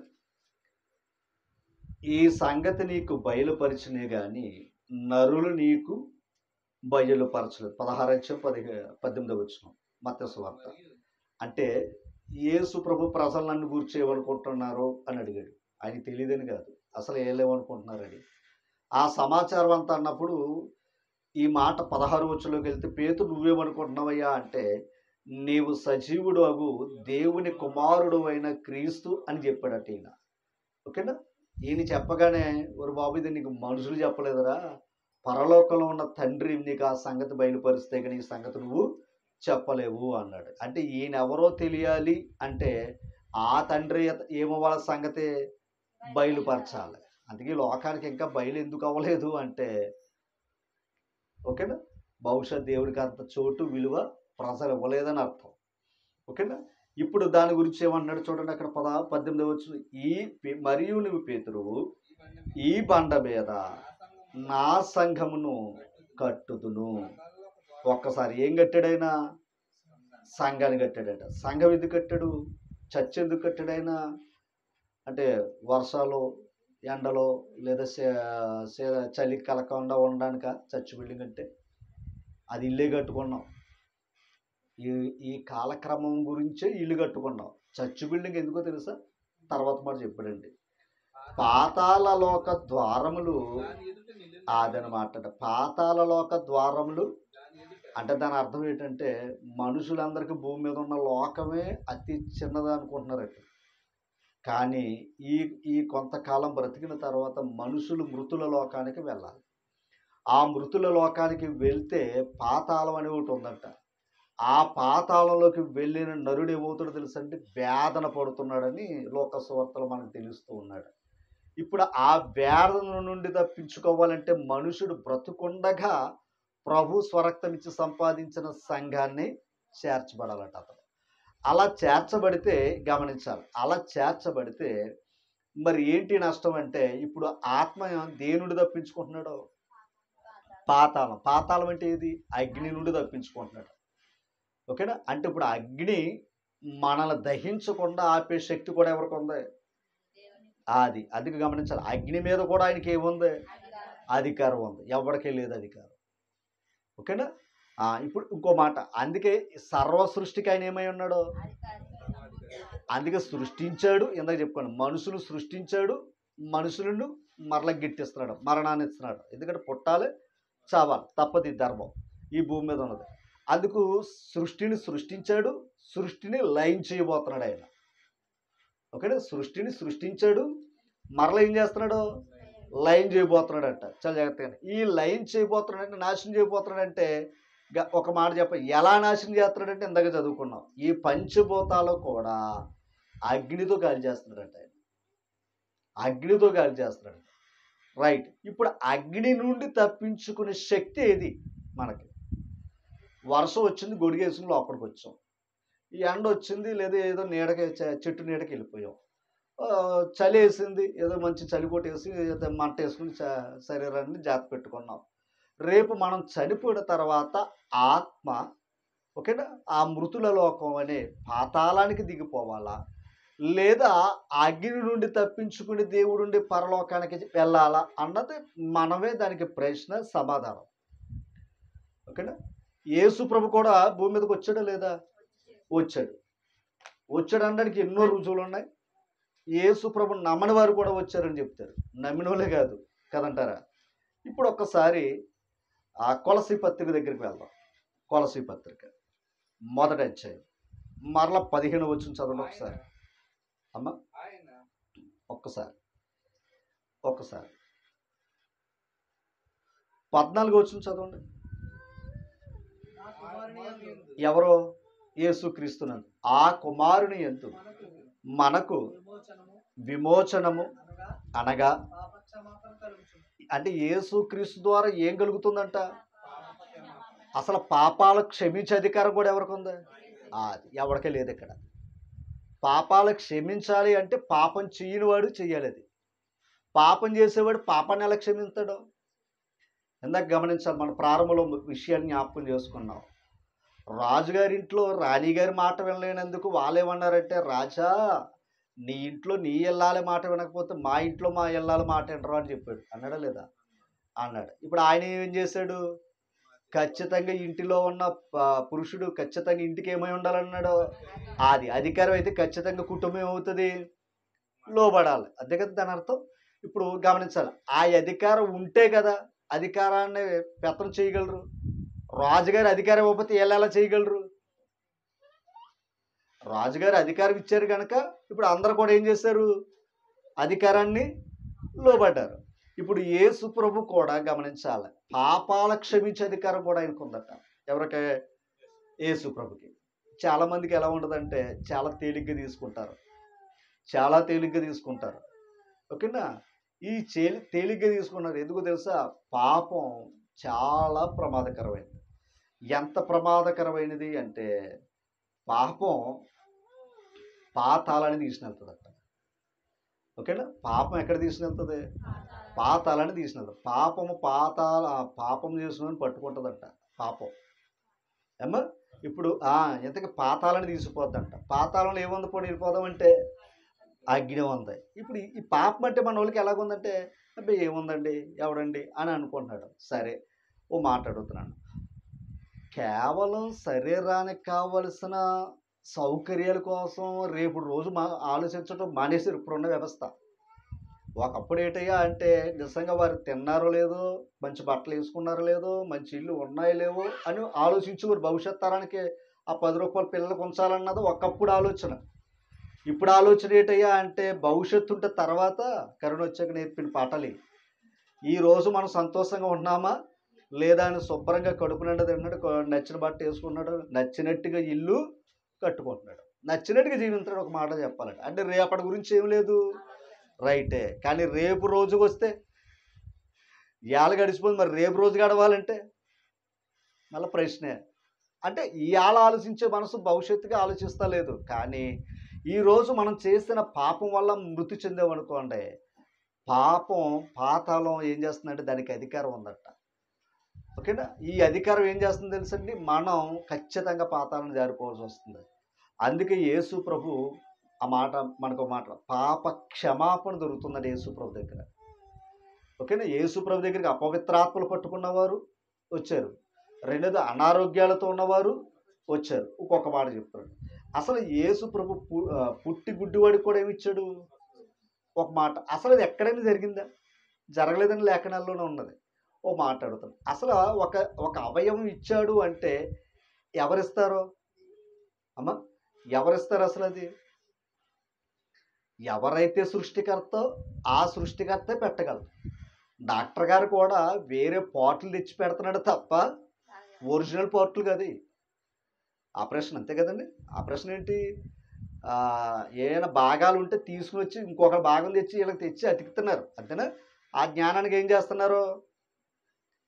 విచిత్రం ఏంటంటే మొన్న ఇప్పుడు చూసాను నేను, ఈ ఆర్ట్ బ్లాక్ అవుతాయి కదా, ఏది స్టంట్లు వేస్తారు కదా, ఇంతకీ అమెరికాలో ఆ స్టంట్లు చిన్నవి ఉంటాయి, చిన్న సూపులాగా ఉంటాయి.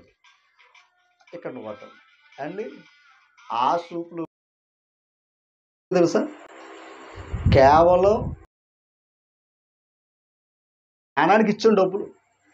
ఇంతకీ చిన్న, అతి చిన్న రేటు 150 రూపాయలు. అయ్యో మన తిరిగితే మనం చేసేసి మనం పెట్టేసుకుంటాం, కానీ మనం పెట్టుకునే శక్తి లేదు. ఆ జ్ఞానాన్ని చదివారు కనుక దాన్ని ఎలా పంపాలో ఎలా డిజైన్ చేయాలో చేశారు కనుక వాళ్ళ దగ్గరికి వెళ్ళి ఆ డబ్బులు మనం ఇచ్చి ఆపరేషన్ చేయించుకుంటున్నాం. అట్లాగే పాపాలు కూడా మనం చేయడం తేలిక, కానీ పాపాలు పోవాలి అంటే పాపం చేయని వారి దగ్గరికి వెళ్తే పాపాలు పోగొట్టుకునే అవకాశం ఉంది. లేదండి నేను చేయలు కడిగేసుకున్నట్టుగా పాపాలు కడిగేసుకుంటాను అనుకున్నారు అనుకోండి, కడుక్కుంటే పోయేవి కావు. అది ఓకేనా? డాక్టర్ గారి దగ్గరికి వెళ్ళి ఆ ట్యాబ్లెట్ రాసుకోవడం ఎందుకండి, నాకే తెలుసండి, ఏది వచ్చినా ఏ ట్యాబ్లెట్ వేయాలి నాకు తెలుసని వేసేసుకున్నాం అనుకోండి, సడన్గా వస్తుంది, అప్పుడు సడన్గా తీసిపోతారు. ఓకే. అయితే ఇక్కడ మనం ఆలోచన చేస్తున్నైతే యేసు ప్రభు కూడా పాపాలు క్షమించే అధికారం ఉంది అని మనం ఇందాక చదువుకున్నాం. ఇప్పుడు ఒకసారి రండి త్వరగా ముగించేసుకుందాం. ఆయన అదృశ్య దేవుని స్వరూపి అయి, అసలు పాపాలు క్షమించే అధికారం ఎవరు ఉందంటే తండ్రికే ఉంటుంది, దేవునికే ఉంటుంది. ఇప్పుడు ఆ అధికారం ఎవరికి ఉంది? ఎందుకని ఇందాక చెప్పాడు, భూమి మీదను పరలోకమందు నాకు ఏమున్నాయి అదనమాట. ఆ అధికారం ఉంది కనుక ఆయన చేశాడు. తర్వాత అమ్మ ఆయన ఆ అదృశ్య దేవుని స్వరూపి సర్వ సృష్టికి ఆది సంభూతుడే ఉన్నాడట. ఎవరో అంటే నిన్నగాక మొన్న వచ్చాడు కాదు, అక్కడ చెప్పాడు సర్వ సృష్టికి ఆది సంభూతుడు. ఓకేనా? ఆది దాని అర్థం ఏంటంటే ప్రముఖుడు అని అర్థం. తర్వాత యాలయనగా ఇప్పుడు చూడండి యేసు ప్రభు యొక్క శక్తి గురించి మాట్లాడుతున్నాడు. యాలయనగా ఆకాశమందున్నవి భూమి ఎందున్నవి, అర్థమైందండి? ఆకాశంలో ఉన్నవి భూమి మీద ఉన్నవి దృశ్యమైనవి కానీ, అంటే దృశ్యమైనవేమో కనిపించేవి, అదృశ్యమైనవేమో కనిపించవి. తర్వాత చూడండి అవి అవి సింహాసనములైనను, అంటే సింహాసనం అంటే అధికారం మాట్లాడచ్చా? కుర్చీల కోసమే కదా ఇప్పుడు ఫైటింగ్లన్నీ. ఆ ప్రభుత్వములైనను ప్రధానులైనను అధికారములైనను సర్వమును. ఇప్పుడు చెప్పాలి అంటే ఒక విధంగా చెప్పాలంటే మొత్తం ఈ సర్వ సృష్టికి సర్వం చేసుడు ఎవరయ్యా అంటే యేసుక్రీస్తు. ఓకేనా? అది లోకం నమ్మిద్దు లేదో అది అనవసరం. ఓకేనా? మనం ఎలా నమ్ముతున్నామంటే ఒకటి ఆయన చేసిన కార్యాలే. 4 దినాలు చనిపోయిన ఉన్న వ్యక్తి బయటకు వచ్చాడు. ఎవరి శక్తి అది? పుట్టి గుడ్డివాడికి చూపించాడు. ఎవరి శక్తి అది? అపవిత్రాత్మలకు ఆయన గద్దిస్తే వెళ్ళాయి, గాలి గద్దించాడు, నేల మీద నడిచాడు. ఎంత శక్తి ఆయనకు ఉంది. ఎంత శక్తి కలిగిన ఆయనకి అమ్మ ఆ మాట చెప్పాడు, సర్వమును ఆయన ఎందేమైంది సృజింపబడిన. తర్వాత సర్వమును అంటే ఇది ఇంకొకటి ద్వారా జరగలేదంట. ఎవరి ద్వారా జరిగింది? ఆయన బట్టి ఆయన ద్వారా. మరలా చూడండి, ఆయన బట్టి ఆయన ద్వారా. తర్వాత ఆయన అన్నిటికంటే అది అంటే మనకేం తెలిసిందంటే 2000 సంవత్సరాల క్రితమే కదండి అన్నాడు. అక్కడ వరకే తెలుసు నీకు. ఆయన శక్తి తెలిస్తే ఆయన ఎప్పటి నుంచి ఉన్నాడో చెప్పాలి. మీకు ఇంకా చిన్న పాయింట్ చెప్తాను, చాలా జాగ్రత్తగా ఉండాలి. ఆయన శక్తి గురించి ఒక మాట చెప్తాను. నేను ఒక మాట చెప్తాను, మనసు పెట్టాలి. ఆయన అన్నిటికంటే లోకం యేసు ప్రభు సంగతులు ఇప్పటి నుంచి తెలిసినాయి. ఆయన మరియమ్మ గర్భంలోంచి లోకానికి వచ్చిన కాడి నుంచి తెలుసు లోకానికి, అంతే కదా? అందరికీ కూడా ఓ మాట్లాడతాడు. ఒక విషయం చెప్తాడు. అమ్మ కడుపులో ఉన్నప్పుడు ఎవరికైనా తెలుసా? కానీ అమ్మ కడుపులో ఉన్నాడా లేదా? అప్పుడు ఎలాగున్నాడు? దృశ్యుడా అదృశ్యుడా? అదృశ్యుడు ఏమయ్యాడు? దృశ్యుడయ్యాడు. ఒక మాట, ఇప్పుడు యేసు ప్రభు శరీరంతో రాక మునుపు తండ్రి దగ్గర ఏమై ఉన్నాడు తెలుసా? అదృశ్యుడిగా ఉన్నాడు. ఓకేనా? ఆయన ఎక్కడ రాక మునుపు తండ్రి దగ్గర ఏమై ఉన్నాడో రైట్. అందుకే ఆయన అన్నిటికంటే ముఖ్యుడు అని చెప్పాడు. ఆయన ద్వారా మాత్రమే కలిగింది ఇది. అందుకు కలిగి ఉన్నది ఏది ఆయన లేకుండా కలగలేదు. అక్కింద మాట చదవ. ఆయనే ఆదుగో సమస్తానికి ఏంటట? ఆయన తప్ప మరొకడు లేడు. ఇంకా చెప్పాలంటే ఆయన తప్ప పరలోకం వెళ్ళాలంటే ఆయన తప్ప మరో దిక్కు లేదని అర్థం. ఓకేనా? ఎన్ని దిక్కులు తిరిగినా చివరికి దిక్కు ఎవరయ్యా అంటే యేసుక్రీస్తే. ఎందుకు తెలుసా? పాపాలు క్షమించేది ఎవరో? ఎందుకు? పాపం లేదు కనుక అండి. అందుకే నాలో పాపం ఉందని మీలో ఎవడైనా అది ఎంత ధైర్యంగా చెప్పాడన్నమాట. అదే లోకంలో ఉన్న వారి గురించి ఆ ప్రశ్న కూడా చూడండి, సమాధానం ఉండదు. కానీ ప్రభు దగ్గర ఏముంది? సమాధానం ఉంది. ఎందుకంటే ఆయన లేవలేదు. అది ఇప్పుడు మనుషులు ఏమన్నాడు? పాపం చేయమంటలా. అర్థం చేసుకోవాలి. నేను ఈ లోకానికి వచ్చాను, నా ఇష్టానుసారంగా బతుకుతామని ఆయన రాలా. అధికారం ఉన్న ఇష్టానుసారంగా బతకడానికి ఆయన రాలా. అంత ఇంకా చెప్పాలంటే పరలోకంలో ఉన్న అధికారాన్ని విడిచిపెట్టి రిక్తుడిగా ఈ లోకానికి వచ్చాడంట. రిక్తుడిగా వచ్చాడంట. అంత ఓ విధంగా చెప్పాలంటే దేవుని కుమారుడు, దేవుని వారసుడు, సర్వం ఆయనది. అలాంటి ఆయన అన్నీ విడిచిపెట్టి మన మధ్య రిక్తుడిగా వస్తే లోకం ఏమనుకుందో తెలుసా? నమ్మిన వారేమో ఆయన శక్తిని అర్థం చేసుకున్నారు, నమ్మని వారు ఆయన్ని ఎగదలు చేశారు. సరే కొంచెం కిందకి రండి. అది ఎందాక చెప్పాను. ఇప్పుడు సంఘాలకి ఎవరో అంటే ఇప్పుడు సంఘం అంటే ఏంటి? ఎవరైతే ప్రభువుని విశ్వసించి వారి పాపాలు కడుక్కుని బాప్తిసం పొందారో వారు సంఘ సహోదరులు లేదా సభ్యులు. ఇప్పుడు ఆ సంఘానికే యేసుక్రీస్తు ఎవరు? శిరస్సు. అంటే శిరస్సు అంటే అధికారం అన్నమాట. మన అందరికి అధికారం ఎవరు? ఇప్పుడు ఒక మాట చెప్పాలంటే ఇప్పుడు ఆయన అధికారాన్ని మనం ఒప్పుకున్నామంట. దాని అర్థం అది. సంఘంలో ఉన్న ప్రతి వ్యక్తి యేసు ప్రభు యొక్క అధికారాన్ని ఒప్పుకున్నామంట. ఒక మాట చూపిస్తాను చూడండి. యోహాను సువార్త 5వ అధ్యాయము. యోహాను సువార్త 5వ అధ్యాయము. తీసారా?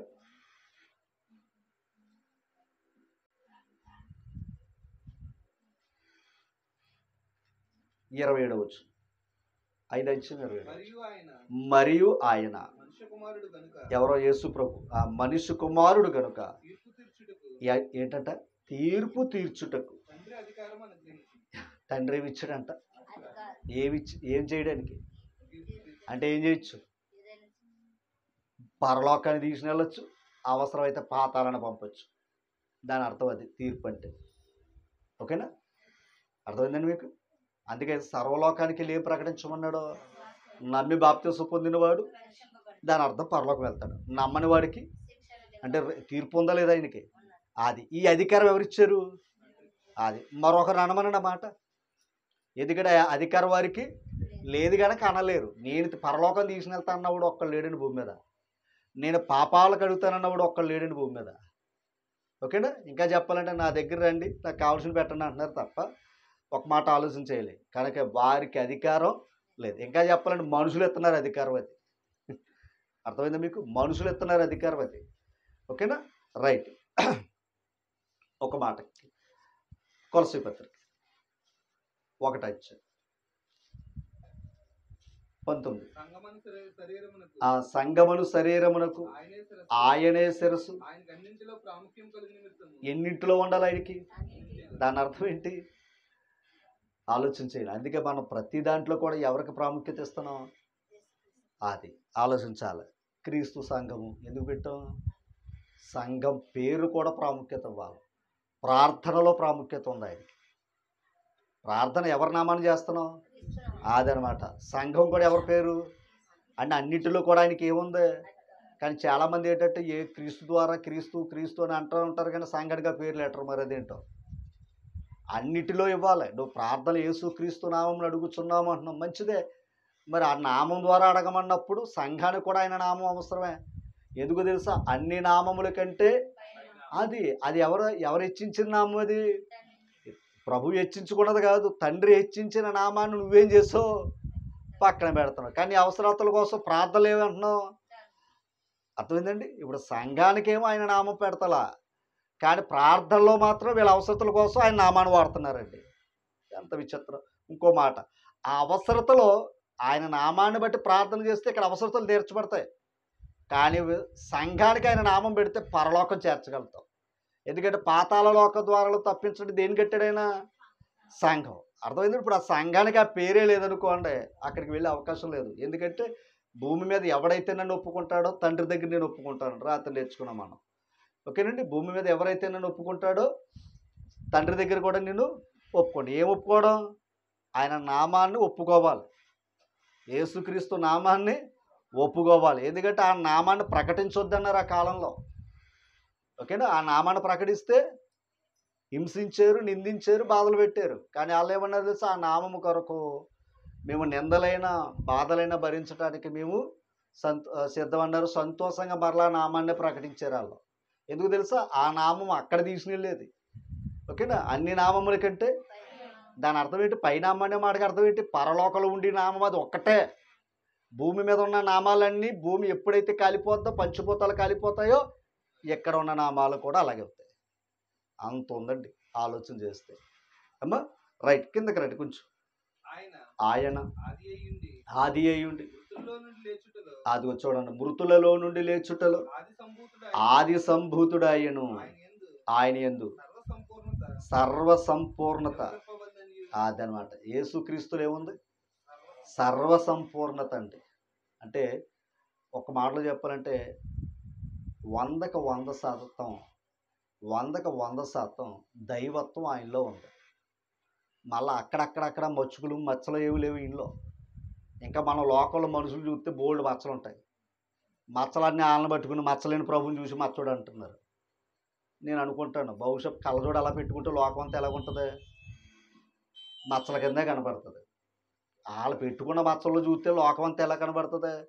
మచ్చల కింద కనపడుతుంది. కానీ వాళ్ళ దృష్టిలో ఇది నా మచ్చ అని అనుకుంటా ఆ కళ్ళజోడు తీస్తే ప్రభు గొప్పతనం ఏమిటో కనబడుతుంది. ఓకేనా? అది చెప్తున్నాడు ఆయన. చూడండి, ఆయన యందు సర్వసంపూర్ణత నివసింపవలనని చూడండి, ఆయన శిలువ రక్తము చేత. ఆ రక్తం గురించి ఎందుకు మాట్లాడాడు? ఆ రక్తం గురించి ఎందుకు మాట్లాడు? మళ్ళీ శిలువ రక్తం అనే మాట ఎందుకు వాడాలి? ఒకటి, ఆయన అధికారం ఈ సమస్తం అయినప్పుడు శిలువుని తప్పించుకోలేడు ఆయన, అంతే కదండి. ఆ శిలువుని తప్పించుకునే అధికారం లేదు ఆయనకి. కానీ ఆయన శిలువు తప్పించుకుంటే నీకు నాకు పరలోకం వెళ్ళే అధికారం లేదు. ఓకేనా? ఇంతకు ఆయన ఏమవ్వాలి? ఆ రక్తం కార్చాలి. ఆ రక్తం కారిస్తేనే పాపక్షమాపణ. ఓకేనా? క్రిందకి రండి. ఆయన శిలువ రక్తము చేత సంధి చేసి ఆయన ద్వారా సమస్తమును. ఈ మార్చడం సమస్తం అంటే ఇప్పుడు చెప్పాడు, అవి భూలోకమందైనవి పరలోకమందున్నవైనను వాటన్నిటినీ. ఇందాక చెప్పామే, భూమి మీదను పరలోకమందు నాకేమున్నాయి అన్నాడు? ఆ సర్వాధికారం ఉందన్నాడే. ఇప్పుడు చెప్తాడు ఆ మాట, ఆయన ద్వారా తనతో సమాధానపరుచుకొనవలెనని తండ్రి కోరిక అంటది. ఓకేనా? మరి పరలోకంలో ఎవరున్నారు? పరలోకంలో ఎవరున్నారు? భూమి మీద అయితే మనుషులు ఉన్నారు. మరి పరలోకంలో ఎవరున్నారు? ప్రధానులు, అధికారులు. ఓకేనా? దూతలు. మన భూమి మీద అధికారాలు ఉన్నాయా? ఇందాక శతాధిపతి నేను అన్నాడు, 100 మంది మీద అధికారం అన్నాడు. మరొకడు సహస్రాధిపతి అన్నాడు. మరొకడు రాజు. రాజులకు రాజు చక్రవర్తి. అవునా కదంటారా? అంటే ఇక్కడున్న అధికార సిస్టమ్ ఎలాగైతే ఉందో పరలోకంలో గమనించాలి. పరలోకంలో కూడా మహాదూతలు ఉన్నాయి, దూతలు ఉన్నాయి. ఓకేనా? అందుకు దూతలు, ప్రధానులు. ఓకేనా? ఇంకా చెప్పాలంటే సింహాసనాలు అక్కడ కూడా ఉన్నాయి. ఎక్కడ? అది ఇప్పుడు అందుకే పరలోకమందు నెరవేరినట్లు భూమి యందును. అర్థమైంది మీకు ఏదన్నా అని ఆ మాట చెప్పడం అనేది మనం చూస్తూ ఉన్నాం. రైట్, ఈ ముగింపు మార్చదు, ముగించేసుకుందాం. తర్వాత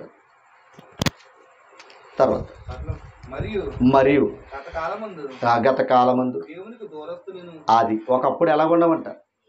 దేవునికి దూరస్తులే మీ దుష్క్రియల వలన మీ మనసులో విరోధ భావం గలవారై ఉండిన మిమ్మును కూడా ఈ మార్చడ తన సన్నిధిని పరిశుద్ధులుగాను నిర్దోషులుగాను నిరపరాధులుగాను నిలవబెట్టుటకు ఆయన మాంసయుక్తమైన దేహమందు మరణము వలన ఇప్పుడు మిమ్మును సమాధాన. ఎంత గొప్ప మాట తెలుసా? ఇంతకు ఆయన రక్త మాంసాలతో ఎందుకు వచ్చాడు అంటే తండ్రితో మనల్ని సమాధానపరచడానికి మన కొరకు రక్తం ఖర్చాడట. రక్తం త్రాగుతున్న వారు నమ్ముతున్నాం తప్ప రక్తం పెట్టినోడు నమ్మటం అనేది చాలా విచిత్రం. ఓకేనా? కనుక ఏదేమైనా మరి కొద్ది మాటలు ఆలోచన చేస్తే, ఆనాడు యోసేపుకి మా మీద అధికారివా అని అన్నారు. కనుక ఆ దేశమే ఆయనకి అధికారి. ఆయన ఆ దేశం మీద ప్రధాని అయి, ఐగుప్తు దేశం మీద ఏమై ఉన్నాడో ప్రధాని అయి, మొత్తం ఆ రాజ్యం అక్కడున్న వారందరూ కూడా తన అధికారానికి ఏమయ్యారు? ఒక మనుషుడు అధికారానికే అంత గౌరవించారే. ఒకటన్నాడు, నా సింహాసనం తప్ప సమస్తను మా ఇంటికి కూడా అధికారం అని చెప్పాడు ఫరో గారు. ఇప్పుడు యేసు ప్రభు కూడా ఏమి ఇచ్చాడంట? తండ్రి సర్వాధికారం. ఎక్కడ అధికారం? ఒక దేశంలో ఏమనుకోక మొన జరిగినాయే కేవలం రాష్ట్రంలో మనుషులు ఇచ్చిన అధికారమే మా అధికారం అన్నప్పుడు, ఓకేనా? అలాగే దేవుడు తన కుమారుడికి ఇచ్చిన అధికారం ఏంటి? సర్వాధికారం. అంటే దాని అర్థం ఏంటి? పరలోకమందును భూమి మీద సర్వాధికారం ఇచ్చాడట. అందుకే సృష్టి మీద అధికారం ఉంది. గాలి మీద నడిచాడు, నేల మీద నడిచాడు, గాలిని గద్దించాడు, అపవిత్రాత్మను గద్దించాడు, ఆ చనిపోయిన వాడిని 4వ దినం తిరిగి లేపాడు. ఇంకా చెప్పాలంటే ఎన్నో పాపాలను కూడా క్షమించే అధికారం ఆయనకి ఉంది. అంతేకాదు చనిపోయిన పాతాళంలో ఉన్న వాడిని కూడా తిరిగి రప్పించే శక్తి ఉంది. అంటే 3 లోకాల మీద ఆయనకి శక్తి ఉంటుంది. ఓకేనా? భూలోకం, మృతుల లోకం, పరలోకం, 3 లోకాల మీద ప్రభుకి ఏముందో తెలుసా? అధికారం ఉంది. అందుకే ఆయన అది తండ్రి ఇచ్చిన భాగ్యం అట. కనుక భూమి మీద ప్రభుకి క్రీస్తు ప్రభుగా ఒప్పుకుంటే పరలోకంలో ఆయన తండ్రి అధికారాన్ని మనం ఒప్పుకున్న వారు అవుతాం. ఓకేనా? నాకు ఆలోచన చేయండి దయించి. కేవలం మరలనుకోద్దు. అంటే ఈ విషయాలు నేను వ్యంగ్యంగా మాట్లాడతలేదు. ఒకప్పుడు చూడండి, మన ఇంటికి వాలంటీర్లు వచ్చేవారు అనుకోండి, వాళ్ళని ఎందుకు గౌరవించాం? అది ఎందుకంటే అక్కడ ఆనాటి కాలంలో ఉన్న జగన్ గారు ఏం చేశారు? వారిని నియమించారు కనుక వారు చెప్పినట్టుగా మనం ఖచ్చితంగా ఆధార్ కార్డు అంటే ఆధార్ కార్డు ఇచ్చాం, మరొకటి అంటే మరొకటి ఇచ్చాం, ఏదంటే అది చేసాం. ఇప్పుడు అధికారం లేదు. ఆ అధికారం మనుషులది, కొంతకాలం అది. అదేంటయ్యా నువ్వెందుకు వస్తావు, నువ్వెందుకు ఇవ్వాలి అని అనలేదు కదా. మనం అధికారానికి ఏమయ్యాం? మనకు నచ్చినా నచ్చకపోయినా అధికారాన్ని తల వంచి తీరాం. ఇప్పుడు మరో అధికారం వచ్చింది. ఈ అధికారాన్ని కూడా ఏం చేయాలి? తల వంచాలి. ఎందుకంటే గౌరవించాలి. గౌరవించకపోతే కుదరతాం. మనుషుల అధికారానికే మనం ఎంత గౌరవ మర్యాదలు ఇస్తుంటే, తండ్రి అయిన దేవుని యొక్క అధికారం తన కుమారుడికి ఇచ్చాడు. భూమి మీద పరలోకమందు ఆయనకి భాగ్యం ఉంది కనుక ఆ అధికారాన్ని లోబడితే తండ్రి సంతోషం. ఆ అధికారాన్ని కానీ ధిక్కరిస్తే నష్టపోయేది ఎవరో? రైట్. ఇప్పుడు గమనించండి. ఇప్పుడు నువ్వు మాకు చేయమన్నావు అనుకుని తీసుకుని జైల్లో పడేస్తారు. నీకు నచ్చినా నచ్చకపోయినా ఏం చేయాలి? ఆయన గౌరవించాలి. అలాగే తండ్రి అధికారం ఏంటయ్యాడు? తన కుమారుణ్ణి గౌరవించటం. కనుక మరి కొద్ది మాటలు మనం వెనుకలు ఫలించాలని కోరుతూ నేను ఆ మాటలు ముగిస్తూ ఉన్నాను. మరొకసారి అందరు కూడా ప్రభునామాన ప్రత్యేక వందనాలు. Thank you. అక్కడ